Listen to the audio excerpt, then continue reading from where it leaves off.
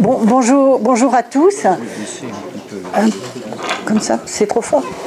J'ai une voix qui porte bien, alors il faut peut-être que j'éloigne un peu. Voilà. Bien, donc je voudrais d'abord remercier les organisateurs de cette journée de nous avoir invités à présenter ce travail sur l'alternance intégrative dans le champ du secteur médico-social, en espérant que malgré les différences de champ, certaines des questionnements ou des propositions puissent vous être utiles et utiles à votre réflexion de cet après-midi notamment. Alors avant de présenter brièvement le CEREQ, le Centre d'études et de recherche sur les qualifications, je vous donne quelques éléments sur mon parcours. Alors je dois vous dire d'abord que je ne suis pas enseignante, ni de métier ni d'expérience. Et donc, je ne connais pas bien toutes les ficelles du métier pour tenir en haleine un auditoire pendant 1 heure. Donc, j'espère que vous me pardonnerez peut-être d'une dimension un peu conventionnelle de cette conférence. Vous dire ensuite que je suis sociologue du travail et donc pas de l'éducation. Encore, voilà, un point négatif, et que j'ai passé une bonne partie de ma vie professionnelle à analyser le travail des autres dans des secteurs extrêmement variés et à analyser aussi les processus d'apprentissage et de professionnalisation. Au CEREQ pendant une quinzaine d'années comme chercheur, puis comme chef du département travail et formation.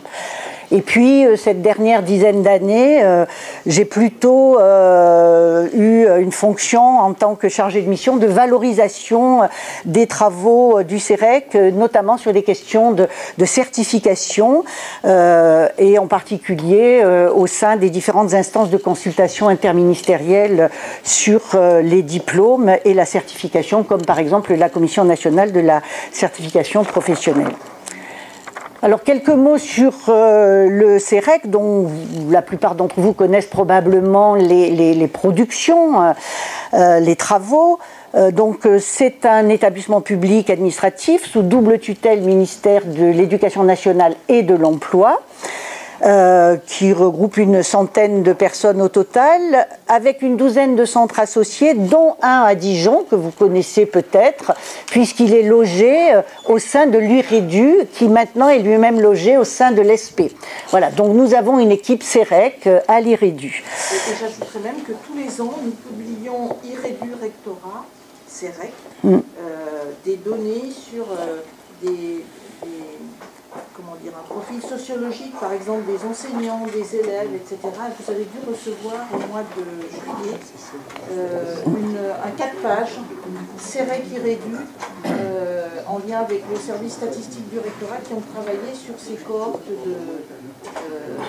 de jeunes enseignants, élèves, étudiants dans l'académie. Très bien. Voilà, alors donc le CEREQ, c'est 3 départements d'études. Alors le plus connu, c'est le département des entrées dans la vie active, le plus connu parce que pour la production d'études statistiques sur l'insertion des étudiants, et qui réalise donc tous les 3 ans l'enquête dite Génération, qui permet de comparer l'ensemble des parcours des différentes filières et niveaux de formation. Donc là, nous avons en préparation les résultats de l'enquête réalisée en 2016, là, pendant l'été, sur les sortants de 2013. Et donc, je pense qu'en janvier, on aura les premiers résultats de cette enquête Génération. Alors, un autre département, le département formation et certification, qui travaille sur l'offre de formation initiale et continue et sur les dispositifs de formation continue, du côté essentiellement des accords de formation continue concernant les salariés, avec notamment une grosse enquête qui a été mise en place il y a peu de temps, il y a 2 ans, qu'on appelle l'enquête Défi, qui va suivre des cohortes de salariés et pour voir l'impact de la formation continue sur le parcours des salariés. Voilà. Et un 3e département, le département travail, emploi, professionnalisation, qui analyse les évolutions de l'emploi et du travail avec soit des approches sectorielles, soit des approches métiers, et également les processus de professionnalisation. Vous dire également que le CEREC siège dans les commissions professionnelles consultatives des diplômes de l'enseignement technologique et également dans les commissions des IUT et à la CNCP, comme je le disais tout à l'heure. Voilà. Alors, le plan de mon intervention, oui, voilà. Alors ça, c'était quelques exemples des brefs CEREC dont on parlait. Voilà, le plan de mon intervention. Donc, je brosserai d'abord très rapidement le contexte dans lequel nous avons été amenés à faire ce travail pour le ministère des Affaires sociales. Je reviendrai ensuite sur la notion même d'alternance intégrative, sur son origine et ses principaux domaines d'expérimentation. Et enfin, j'essaierai de reprendre les principaux résultats de l'étude de manière à ce qu'on puisse voir ensemble quelles sont les similitudes avec des situations que vous connaissez. Et j'en ai entendu et repéré beaucoup dans le début de l'intervention et la présentation qui a été faite à l'instant. Alors, sur le contexte de l'étude, je vais essayer d'être très brève.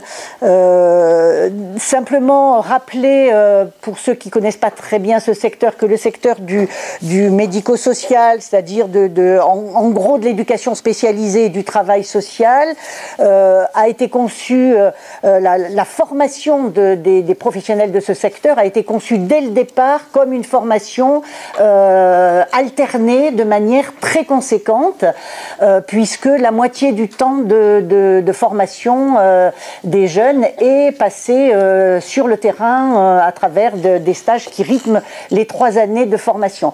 Et à tel point, enfin, l'alternance a un poids tel que pendant des années, jusqu'à une période très récente, cette formation qui durait 3 ans n'était reconnue qu'à Bac+2, au motif qu'il y avait beaucoup de formations qui n'étaient pas théoriques mais qui étaient pratiques.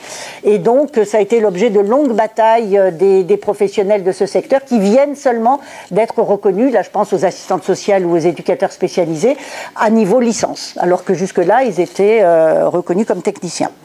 Dans ce secteur, il y a eu, depuis l'après-guerre, la constitution d'un réseau d'instituts de formation qui s'appelle aussi des instituts de formation et de recherche du travail social, les IRTS, que vous connaissez sans doute tous, et qui la diffusion de ce réseau s'est accompagnée de la constitution d'un vivier, d'un corps de professeurs, de formateurs largement issus du terrain, puisque au sein de la filière de formation, il y a même un diplôme qui a été élaboré, le diplôme d'état d'ingénieur en intervention sociale, qui permet d'accéder à des fonctions de formateur, entre autres, hein, pas exclusivement, mais entre autres au sein des IRTS. Et donc, un peu comme à l'ESP, on a des instituts de formation qui ont à la fois des universitaires et des formateurs issus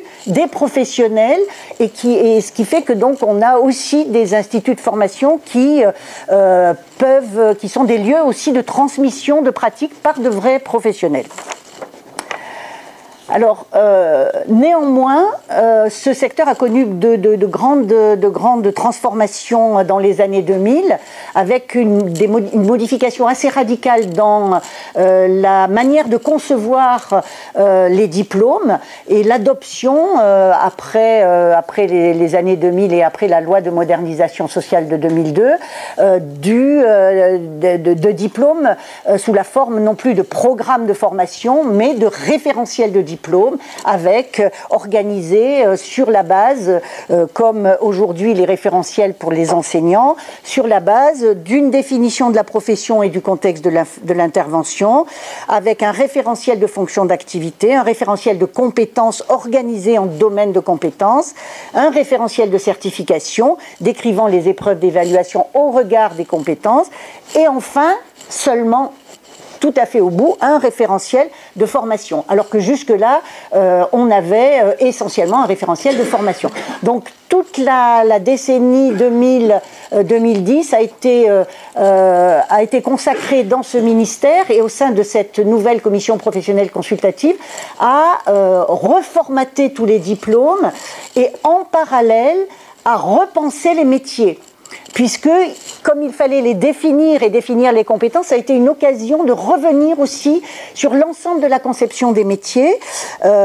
Et donc ça a été un travail de reformulation très lourde des métiers qui a fait l'objet de très longues discussions au sein de la commission professionnelle, parce que du coup, les partenaires sociaux, représentants des employeurs et représentants des salariés, État et représentants des organismes de formation ont été obligés de se mettre d'accord sur ce qu'étaient tous ces métiers. Et donc ça s'est pas fait très simplement, et parce que évidemment on passait d'une logique de conception, passer à la logique compétence dans ces métiers-là, ça a été aussi un long travail pour les professionnels.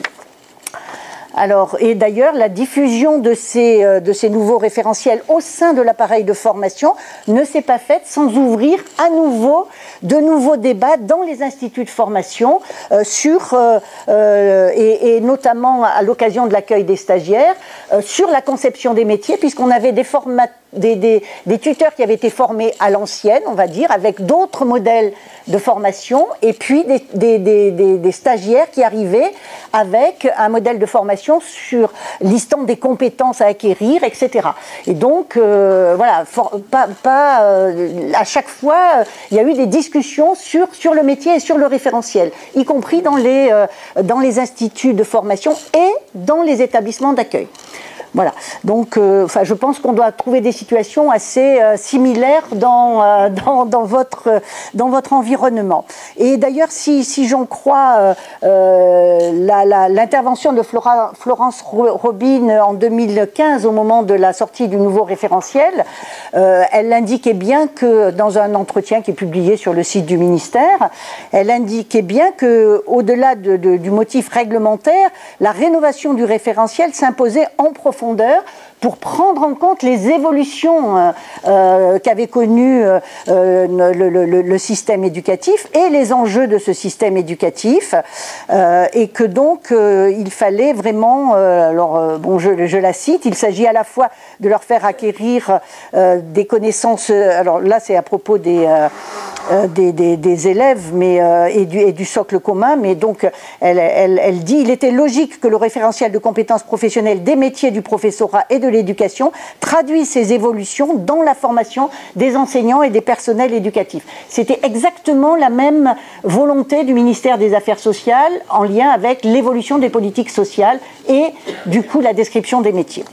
Alors, cette réécriture des référentiels s'est accompagnée dans ces années 2000 dans les arrêtés même de diplôme par l'apparition d'une nouvelle notion qui est celle de site qualifiant pour désigner les lieux de stage des apprenants. Donc la première fois c'était en 2004, et puis pour les diplômes d'état d'assistante sociale, puis après ça s'est diffusé. Et aujourd'hui on trouve dans tous les référentiels de ce ministère la phrase suivante: la formation pratique délivrée au sein des sites qualifiants est l'un des éléments de la qualité du projet pédagogique de l'établissement de formation. Elle participe à l'acquisition des compétences dans chacun des domaines identifiés au sein du référentiel professionnel, au même titre que la formation théorique, et ne saurait être dissociée de cette dernière. Donc vous voyez que dans la notion de site qualifiant, d'emblée, on a cette notion d'articulation et de non-dissociation, à savoir qu'il n'y a pas d'un côté la théorie à l'ESP et de l'autre côté la pratique sur l'établissement d'accueil, mais il y a aussi de la théorie ou de la réflexion théorique dans l'établissement d'accueil. Parce qu'on a affaire aussi à des professionnels qui eux-mêmes ont été formés et qui eux-mêmes se forment tout au long de la vie et ont évidemment des apports théoriques aussi à apporter. Alors en 2010, du coup, après cette longue période, les partenaires sociaux de la CPC ont souhaité faire un arrêt sur image avant de s'engager dans une nouvelle rénovation, un nouveau cycle de rénovation. Et ils ont commandé 2 études. Une étude qui visait à évaluer la mise en œuvre de ces nouvelles formations et une étude plus spécifiquement consacrée à la mise en œuvre de l'alternance intégrative dans les sites qualifiants. Voilà, et c'est donc cette étude-là que nous avons été amenés à conduire.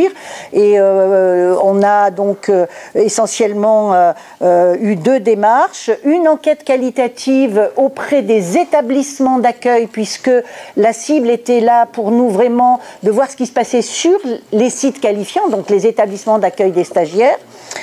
Donc avec les équipes tutorales dans trois régions qui avaient dans les 3 régions qui étaient assez distinctes du point de vue notamment des politiques d'accompagnement par les DRJSCS, hein, en termes de formation, etc. Donc voilà, on avait un panel intéressant.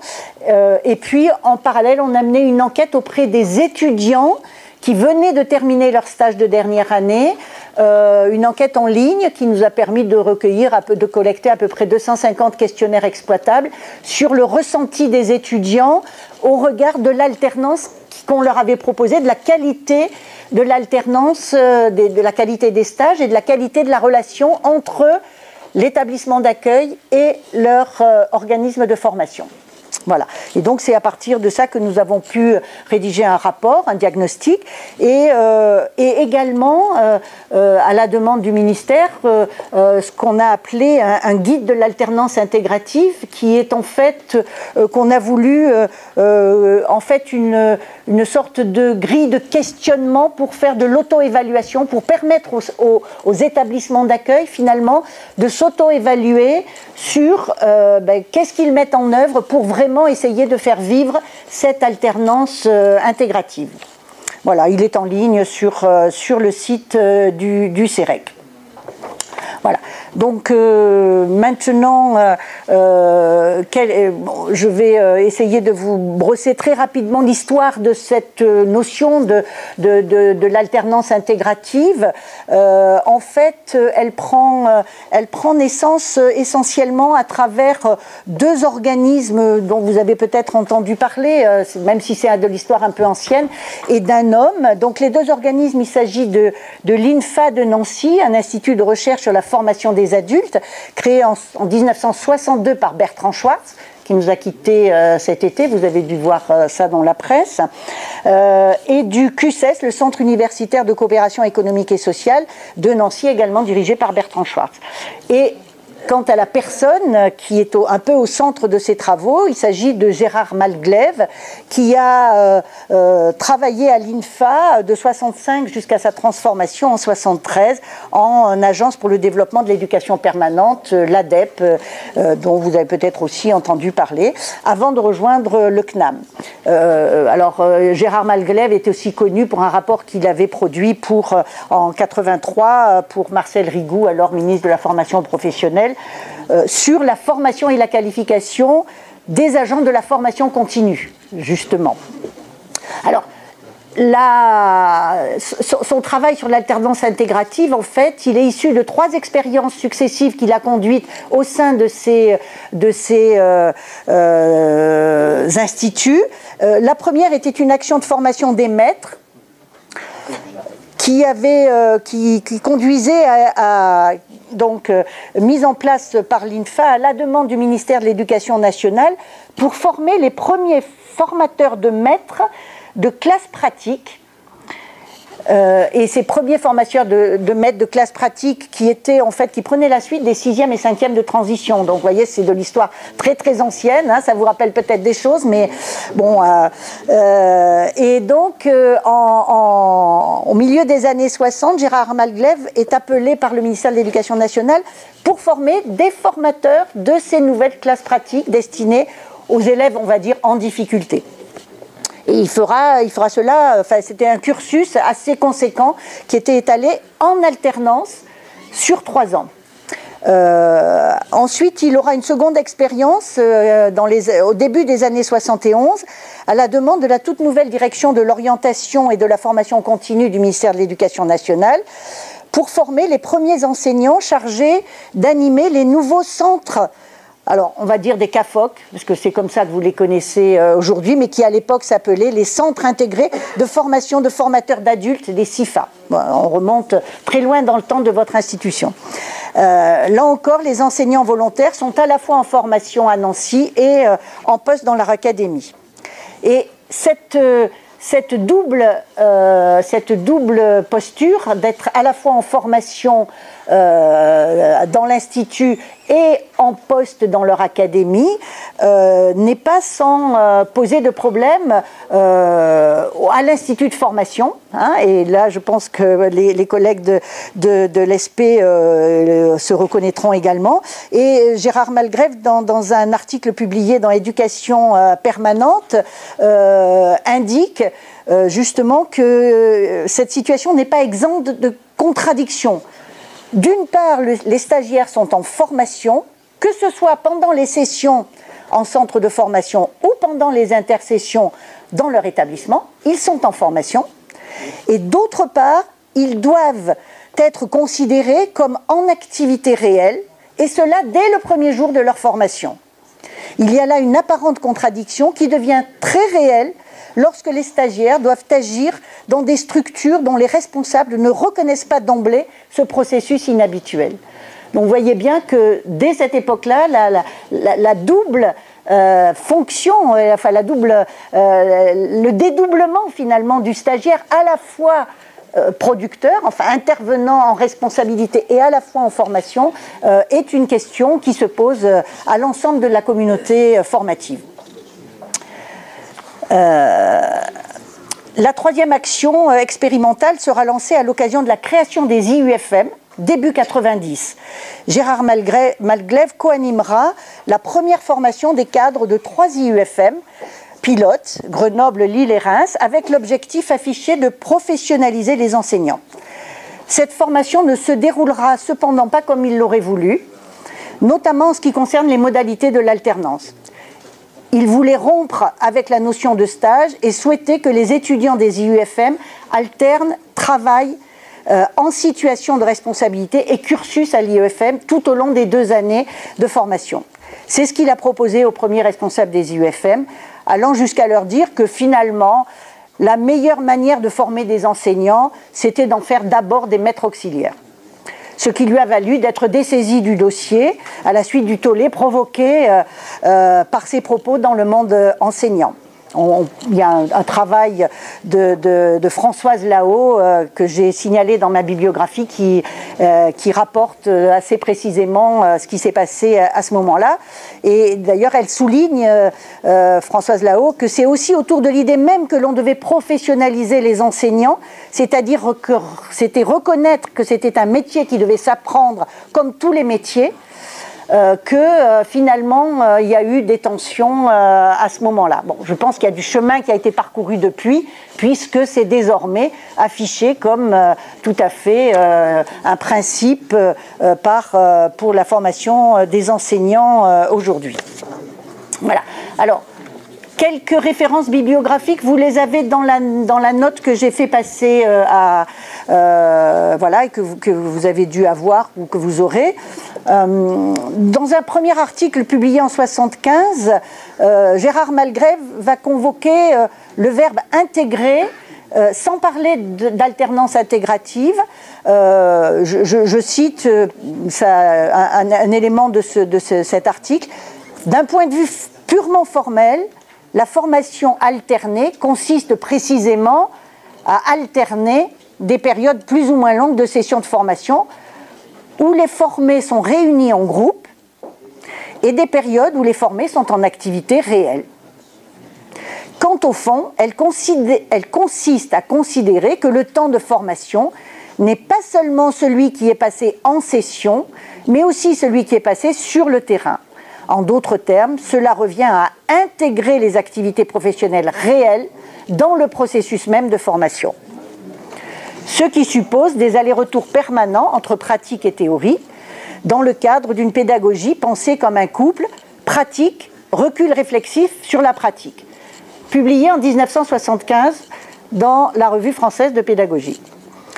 C'est ce qu'il nommera dans cette publication l'alternance réelle, celle qui vise à une formation théorique et pratique globale permettant au formé de construire son projet pédagogique et de le mettre en œuvre et d'effectuer un recul réflexif sur cette mise en œuvre. Vous voyez, donc déjà, cette notion de recul réflexif très présente dans la... Ah oui, j'ai évidemment oublié de, de faire dérouler mon PowerPoint. Voilà, donc bon, je vais passer rapidement parce que j'avais peut-être prévu trop de choses au regard du temps. Alors, en fait, c'est dans un article de 1993 publié dans Éducation et Management que la notion vraiment arrive pour la première fois, forgée par Malglev, dans un article intitulé de manière très sobre « L'alternance ». Dans cet article, il fait d'abord un détour par les définitions des notions de connaissance, de savoir pratique et de compétence, ce qui l'amène à distinguer les connaissances formalisées des connaissances opératoires, en précisant que on peut très bien savoir sans savoir faire, ce qui amène évidemment à utiliser la notion de connaissance opératoire. Mais la notion de connaissance opératoire, en fait, c'est pas une notion en soi, c'est pas un type de connaissance particulier, c'est simplement une connaissance qui est opératoire pour le sujet. Hein? Voilà, la connaissance opératoire, elle est toujours opératoire pour le sujet. Et ça veut dire que entre la maîtrise des connaissances formalisées et la mobilisation de ces connaissances pour l'action, existe une relation qui n'est pas une relation d'application au sens des exercices scolaires, mais un investissement dans l'action. Et donc, on retrouve là évidemment les bases de la nécessité de la pratique professionnelle. Alors, là encore, je vais passer très vite pour juste donner quelques éléments sur la notion de praticien réflexif, parce que c'est évidemment au cœur de l'alternance intégrative. En fait, il faut faire le lien avec les travaux d'un Canadien qui s'appelle Donald Schoen, dont un des ouvrages a été publié en 1993 dans la collection Formation des maîtres, et intitulé « Le praticien réflexif à la recherche du savoir caché dans l'agir professionnel ». Dans cet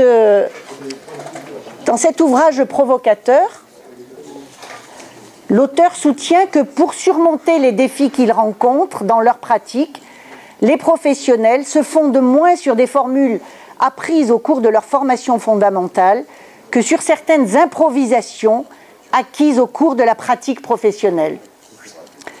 L'éditeur français de cet ouvrage, dans la collection Formation des maîtres, conclut dans le résumé de l'ouvrage qu'il s'agit là d'un ouvrage de référence indispensable pour la formation des maîtres.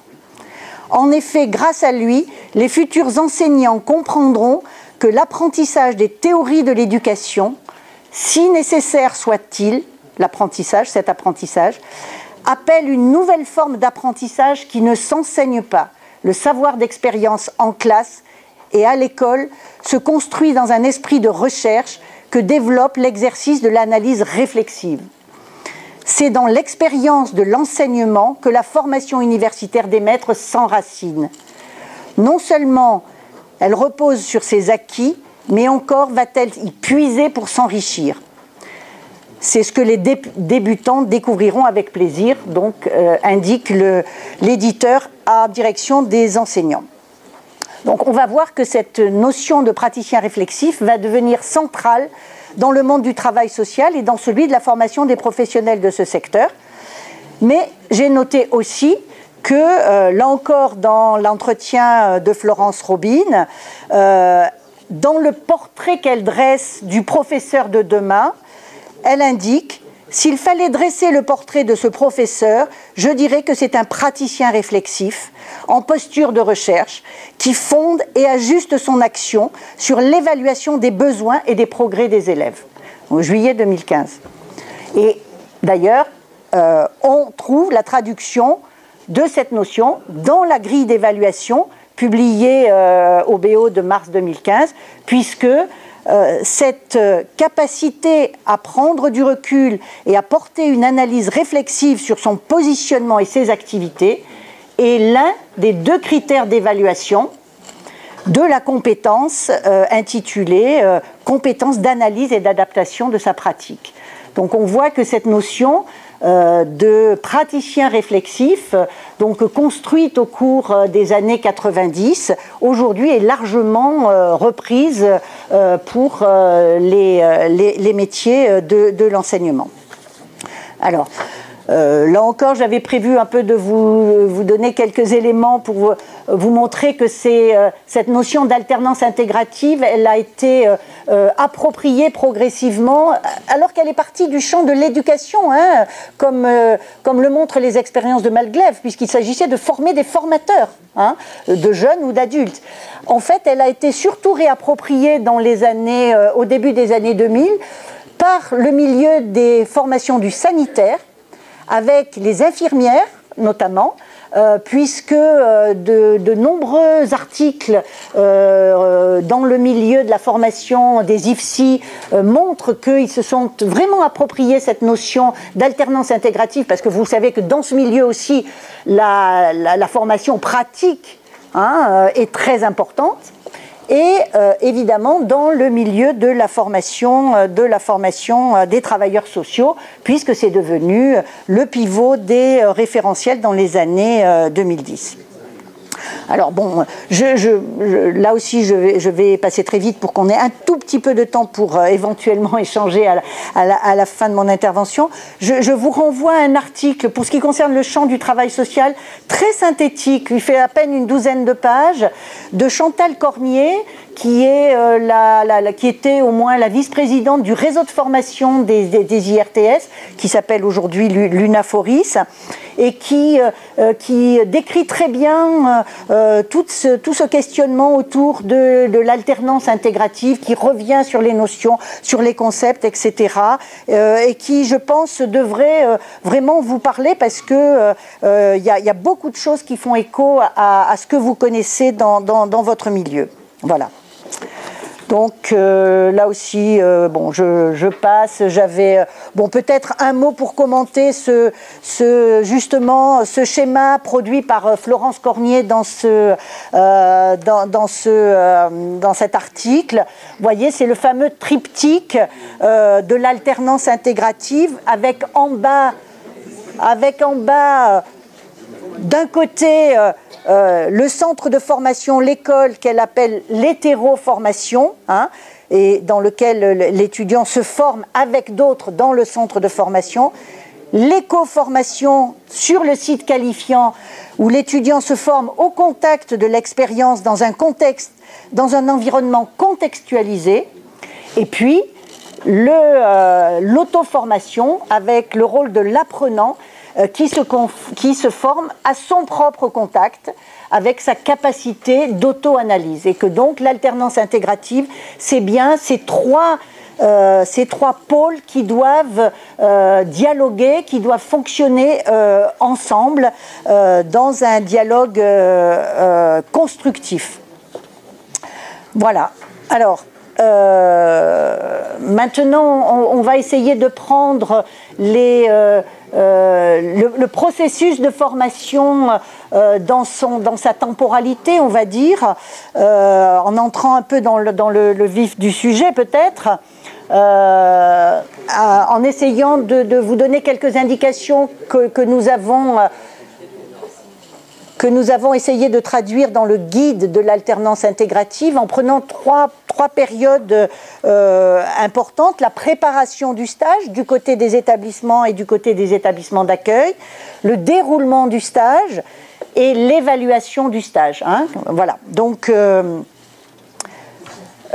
Pour ce qui est de la préparation du stage, bon, je vais passer très vite sur les obligations qui pèsent sur les instituts de formation, puisque elles sont d'une toute autre nature dans votre cas, puisque trouver des stages n'est pas imputable à l'institut de formation, mais pour le coup au rectorat, alors que dans les IRTS, c'est bien aux instituts de formation que revient la charge de trouver les stages pour les étudiants. Hein. Donc là, il y avait toute une série de choses relatives à ce travail préparatoire. Mais ce qu'il faut quand même en retenir, c'est que ce travail préparatoire suppose un travail d'une autre nature qui est un travail d'établissement de partenariat, de véritable partenariat entre le centre de formation et les établissements d'accueil. Et que depuis le milieu des années 2000, on va dire, les établissements de formation du travail social ont en principe obligation de signer ce qu'on appelle des conventions de sites qualifiants, des conventions cadres qui définissent les moyens que mettent en place les deux partenaires, c'est-à-dire l'établissement d'accueil qui signe la convention et l'établissement de formation. Et ces moyens, ils sont de différentes natures. Ils sont d'une part des moyens matériels, comme par exemple l'obligation de fournir un livret d'accueil aux stagiaires, un accès aux ressources de l'établissement, une salle dédiée au travail des stagiaires, mais également des moyens en termes de modalités d'accompagnement. Ils doivent s'engager à désigner un référent de site qualifiant qui n'est pas le tuteur. C'est une autre fonction.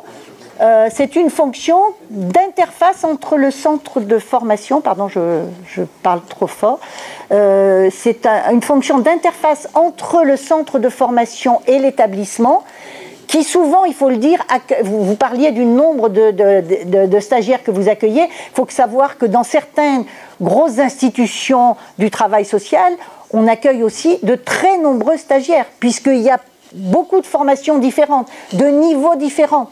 Et donc les instituts médico-sociaux, on va dire, accueillent souvent 7, 8, 10 stagiaires en même temps. Et donc il y a d'un côté les tuteurs qui suivent chaque stagiaire individuellement, mais il y a cette fonction de référent du site qualifiant qui va être l'interface entre l'école et l'ensemble des services de l'établissement et l'ensemble des tuteurs de l'établissement, et qui va se porter garant que l'établissement met en œuvre une vraie politique d'accueil des stagiaires. Et ça se formalise à travers la signature d'une convention de site qualifiant. Mais évidemment, l'institut de formation, de son côté, doit indiquer dans cette convention les moyens qu'il met en œuvre aussi de son côté. Hein, c'est-à-dire quel type d'accompagnement, le fait de désigner des tuteurs du côté de la formation, les types d'accompagnement des stagiaires qu'il va mettre en œuvre, le rythme des visites qu'il va s'engager à faire, etc. Hein, donc il va y avoir, en fait, plus que la signature de la convention de site qualifiant, qui à la limite importe peu, c'est bien tout le dialogue qui s'instaure réellement entre l'établissement en tant qu'établissement, et non plus seulement un dialogue entre un tuteur d'un côté et un tuteur du côté de la formation. Parce que pendant très longtemps, ça fonctionnait comme ça, c'est-à-dire on avait des binômes de tuteurs qui se connaissaient et qui fonctionnaient parce que c'était des liens d'anciens élèves, etc. Mais les établissements, finalement, n'étaient pas concernés véritablement par cette politique de formation. Et donc, la négociation de la convention de site qualifiant, elle remet l'établissement et ses responsables au centre quand même d'une politique d'accueil des stagiaires. Voilà. Donc, je pense que sans doute il n'y a pas de projet dans ce sens au niveau du ministère de l'Éducation nationale, mais on pourrait dire que cette idée de vraiment d'instaurer un vrai dialogue entre les établissements d'accueil que vous êtes en train de construire, hein, là, cette séance en est la preuve, c'est vraiment dans ce sens que tout le monde travaille pour mettre en œuvre une vraie alternance intégrative.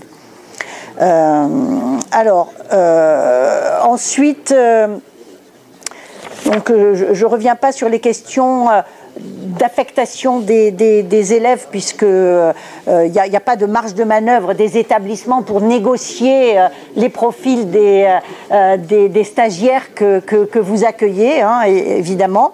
Mais ceci dit, c'est une vraie question dans le travail social, parce qu'il y a une tendance des établissements à se comporter, en émettant des offres de stage, à se comporter finalement comme des employeurs qui pré-recruteraient, et à perdre de vue le fait que leur rôle, c'est de former, de contribuer à la formation de tous les élèves. Et donc, il y a une tendance à essayer de sélectionner les stagiaires qu'ils acceptent dans leurs établissements, ce qui n'est pas sans poser des problèmes de fond aux établissements. Alors, du côté des établissements, ce qu'on peut dire, et on peut le dire surtout, du côté des instituts de formation, ce qu'on peut dire, c'est ce qu'on a collecté essentiellement comme information via les enquêtes auprès des stagiaires eux-mêmes, hein, puisqu'on n'a pas enquêté auprès de tous les centres de formation. Mais à travers les stagiaires et les retours qu'ils nous ont faits, on a pu identifier un certain nombre, on va dire, de bonnes pratiques, ou qui semblaient pour les étudiants être des bonnes pratiques, du côté de leur organisme de formation. Alors je les liste très, très rapidement. La constitution de groupes de stagiaires et le travail autour de la notion d'alternance intégrative, le rôle de chacun des acteurs dans le bon fonctionnement de cette alternance, dont celui attendu de l'étudiant comme apprenant proactif, la présentation des outils de suivi des stagiaires, le référentiel de compétences, les critères d'évaluation, le journal de bord, les visites de stage et leur préparation, etc., et le calendrier des regroupements, l'approfondissement des éléments de contexte d'exercice en fonction des établissements concernés pour chacun des groupes, c'est-à-dire essayer d'en savoir un peu plus sur les caractéristiques des établissements avant d'aller en stage. Et puis aussi la présentation des objectifs et des étapes du projet de stage qu'ils auront à réaliser et du mémoire qu'ils auront à produire. Voilà. Donc on voit qu'une série de ces, on va dire, de ces bonnes pratiques sont également en train de se mettre en place dans les SP.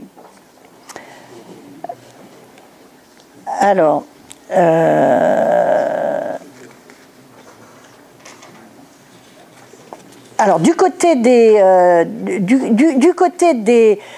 établissements d'accueil maintenant, donc de chez vous, on va dire, de votre fenêtre à vous, si on fait le pendant, mais là on est dans le secteur du travail social. Qu'est-ce qu'on a constaté comme pratique dans les sites qualifiants qui essayaient vraiment de réfléchir à leur position de site qualifiant? Parce que c'est surtout cela qu'on est allé enquêter, hein, puisqu'il s'agissait d'essayer de collecter des bonnes pratiques, autant aller là où des gens étaient en travail.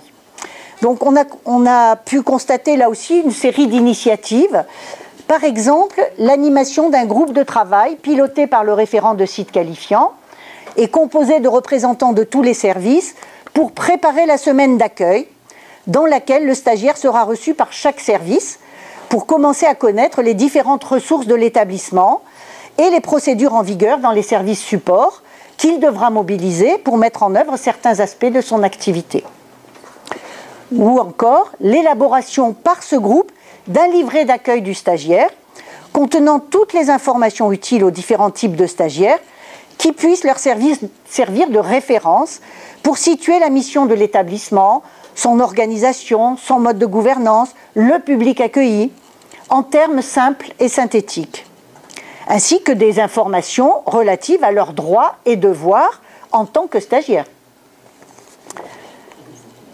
Ou encore, la constitution d'un collectif de tuteurs pour commencer à travailler collectivement sur l'appropriation des référentiels métiers et à lister les situations professionnelles que leurs services pourront offrir aux stagiaires au regard des compétences à acquérir. Mais aussi pour mettre en place un dispositif d'accompagnement des tuteurs pour leur permettre de travailler entre pairs, entre tuteurs, sur les difficultés rencontrées dans cet accompagnement. Et on en a parlé à l'instant, avec des groupes de parole internes ou externes, avec l'appui de l'Institut de formation par exemple, pour faire bénéficier les tuteurs débutants de l'expérience des plus expérimentés et pour rassurer les tuteurs confrontés à des stagiaires en difficulté. Parce que là aussi, dans ce secteur-là aussi, bien évidemment, ça arrive.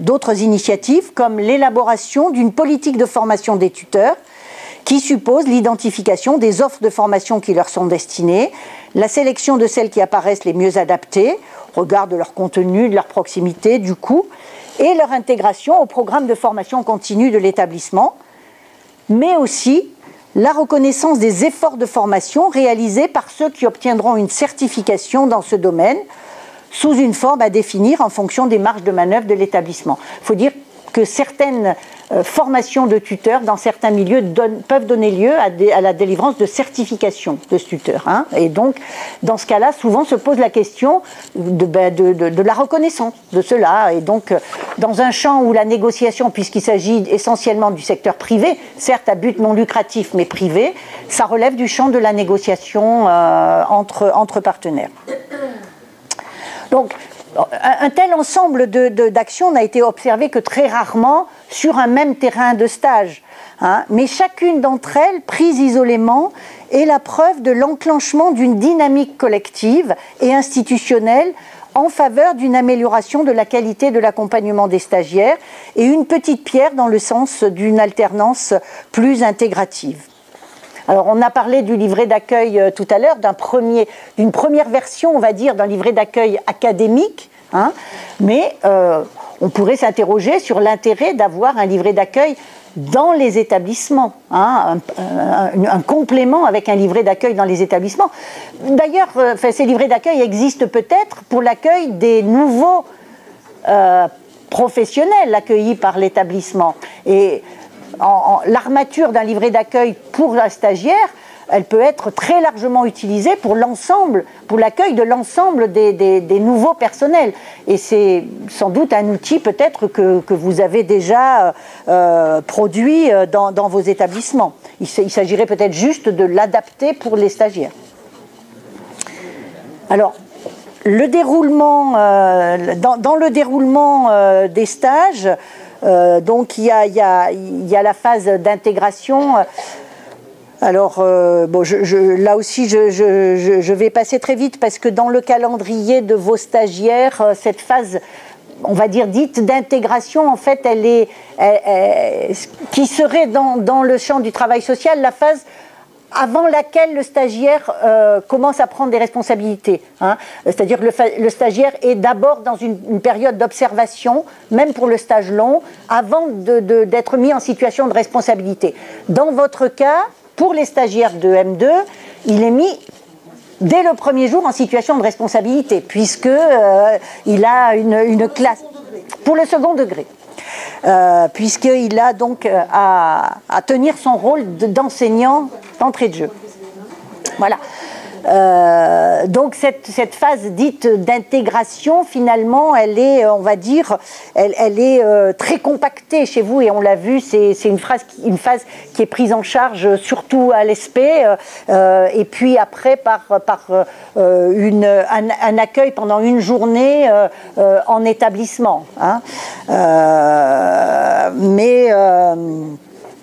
Donc, et j'ai noté quand même que dans le cahier des charges des tuteurs qui avait été élaboré, on fait peser sur le stagiaire toute l'initiative de la recherche d'informations sur l'organisation et le fonctionnement de l'établissement, puisqu'on dit que le rôle du tuteur, c'est d'inciter à la recherche des informations sur le fonctionnement de l'établissement, etc., plutôt que lui proposer, lui commenter, lui donner les clés de compréhension d'un certain nombre de modes de fonctionnement. Bon, j'imagine que dans les établissements, les chefs d'établissement sont soucieux aussi de donner un certain nombre de clés le jour au cours de cette journée d'accueil. Alors, ensuite, quelques mots sur les rendez-vous réguliers entre le stagiaire et le tuteur. Là aussi, j'ai vu dans le cahier des charges qu'il y avait, enfin c'était cadré dans votre cas, il y avait un certain nombre d'indications qui étaient données. C'est moins cadré dans le travail social, mais c'est aussi un processus, on va dire bien plus intensif au début, et puis qui avec des espacements plus longs au fil du stage. Mais ces rendez-vous entre le stagiaire et son tuteur sont vraiment quand même la clé de voûte du dispositif. Et donc ils sont là aussi dans ce secteur hebdomadaire pendant tout le début du stage. Et ils sont outillés, ces rendez-vous, ils sont outillés d'abord surtout avec le carnet de bord que le stagiaire est amené à remplir. C'est ça qui va nourrir les premières rencontres entre le stagiaire et son tuteur. Et puis au fil des rencontres, le tuteur va orienter le stagiaire en lui donnant, en lui suggérant des objectifs intermédiaires, des choses à creuser, etc. Et donc les rencontres suivantes seront l'occasion à la fois de partir de la pratique du stagiaire avec son carnet de bord, mais aussi de faire le point sur les objectifs intermédiaires qu'avait fixés le tuteur au fil des rencontres. Et donc, ces rencontres, elles doivent être quand même relativement conséquentes. Ça ne peut pas être des rencontres qui se font dans un coin, sur un, on va dire, entre deux. Il faut vraiment... en tout cas, c'est les directives qui sont données aux tuteurs. Il faut vraiment qu'elles soient planifiées dans le calendrier à la fois des stagiaires et des tuteurs, ce qui suppose aussi que ça soit intégré dans le travail des tuteurs, dans leur programme de travail. Donc, ça suppose des ajustements aussi pour le programme de travail du tuteur qui doit avoir ses marges de manœuvre pour faire ce travail régulier avec le stagiaire. Et ces rendez-vous, évidemment, ils doivent laisser des traces. Ils doivent laisser des traces à travers des comptes rendus rédigés par le tuteur pour garder la place de la progression du stagiaire, des choses qui ont été traitées pendant cette séance, parce que ça sera des outils très utiles pour les visites de l'école, et là aussi, comme dans votre cas, il y a évidemment en moyenne 3 visites qui sont prévues, 2 en cours d'année et 1 à la fin. En parallèle à ce qui se passe dans l'établissement d'accueil, évidemment, on doit avoir un pendant dans le centre de formation, à l'institut de formation, où des groupes de réflexion sur la pratique sont organisés par les instituts de formation, et là encore, en utilisant le matériau, évidemment, des journaux de bord des stagiaires.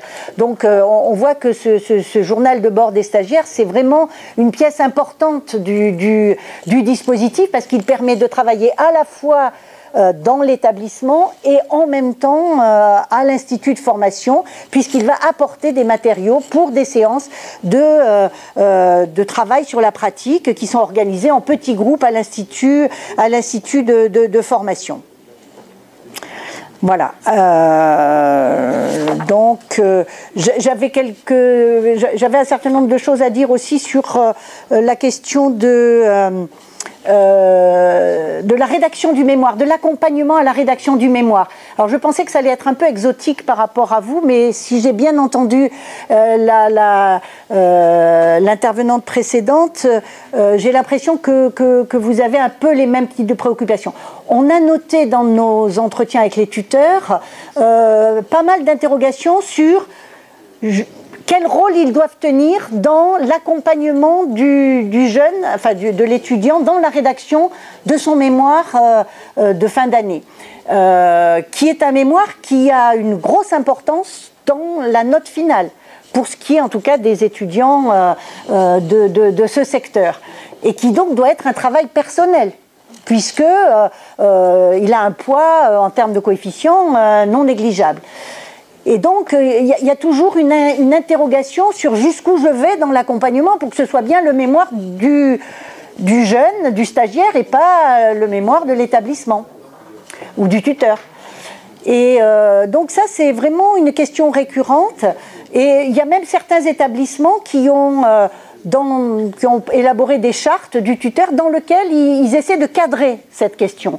Parce que c'est vrai que c'est pas si simple que ça, finalement, de laisser au jugement de chaque tuteur la place qu'il va tenir dans l'accompagnement sur cette question-là. En tout cas, il y a une chose sur laquelle tout le monde s'accorde dans les établissements, c'est que comme ces mémoires en général ont toujours une partie de description du contexte dans lequel il est question de l'établissement dans lequel ils étaient, les chefs d'établissement, à juste titre, souhaitent vérifier qu'il n'y a pas des informations factuelles erronées et parfois même que certaines analyses portées par l'étudiant ne mettent pas en cause l'image de l'établissement. Et donc ça, c'est aussi peut-être une préoccupation que vous pouvez avoir, et je ne sais pas comment vous la réglez, mais en tout cas, c'est vrai que cette question de l'image de l'établissement dans le mémoire, c'est une question qui se pose et qui doit être résolue, enfin qui doit être discutée. Voilà, qui doit être discuté, et notamment entre le tuteur et le chef d'établissement, et puis sans doute avec l'institut de formation. Voilà. Les visites, donc j'en ai déjà parlé. Les visites, ça existe dans tous les systèmes d'alternance, hein, mais elles sont plus ou moins productives, ces visites, selon qu'elles sont bien ou pas bien préparées. Et donc ça suppose qu'avant la visite, il y ait eu une rencontre entre le tuteur de l'établissement et le tuteur de l'institut pour se donner des objectifs pour cette visite et pour échanger des éléments sur son contenu, sachant que là encore, la première visite sera probablement l'occasion pour le stagiaire de revenir sur un certain nombre de situations professionnelles qu'il a vécues et dont il a gardé trace dans son carnet de bord. Hein. Donc là encore, le carnet de bord trouve son utilité. Voilà. Alors, l'évaluation finale, voilà, je vais terminer par ça, il est tard, je m'en excuse, mais l'évaluation finale des stagiaires, alors dans la formation des travailleurs sociaux, l'évaluation du stage en lui-même occupe une place somme toute assez marginale dans le processus de validation de la formation. Le stage en tant que tel ne donne pas toujours lieu à une note comptant dans la note finale. Le rapport de stage dressé par l'établissement, parce qu'il y a un rapport de stage évidemment, et parfois mobilisés surtout de manière qualitative pour trancher des cas litigieux lorsque le jury plénier s'interroge sur la qualité d'un candidat. En revanche, le mémoire de fin d'études, lui, qui est très articulé au lieu de stage, est lui généralement affecté d'un coefficient important. Mais malgré finalement cet impact relatif du rapport de stage, cette question de la production du rapport de stage est problématique pour les tuteurs que nous avons rencontrés, pratiquement toujours. Et ils nous ont assez souvent avoué leur difficulté à remplir cette part-là de leur mission, et finalement à apprécier le fait d'en partager la responsabilité avec le référent du site qualifiant. Et ils ont été nombreux aussi à souligner quand même que finalement, l'outillage qui s'est développé sur l'évaluation des stagiaires, avec notamment la production de grilles d'évaluation, les avait aidés à objectiver un jugement parfois élaboré de manière un peu trop subjective et globale par le passé. Ceci dit, au moment où nous intervenions dans les années 2012, où nous intervenions dans les établissements, ce point faisait encore débat parce que ce point sur les grilles d'évaluation.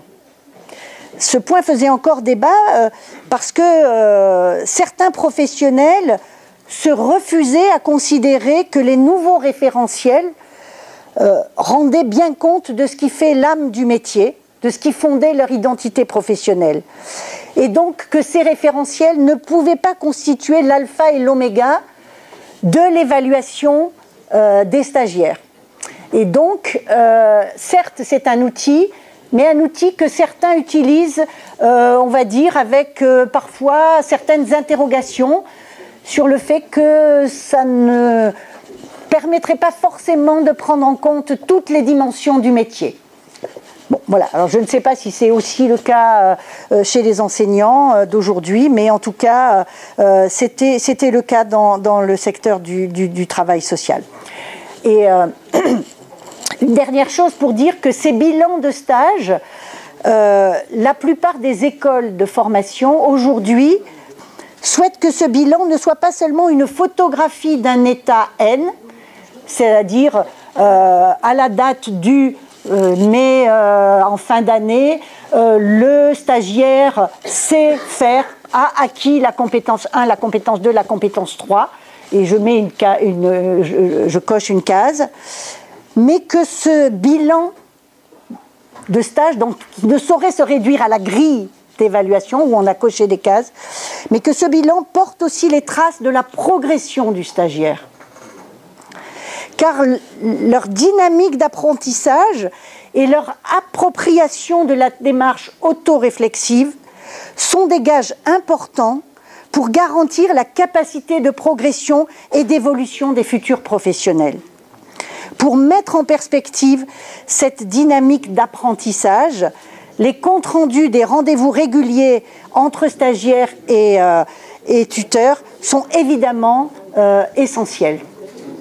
Je vous remercie de votre attention. Merci, madame.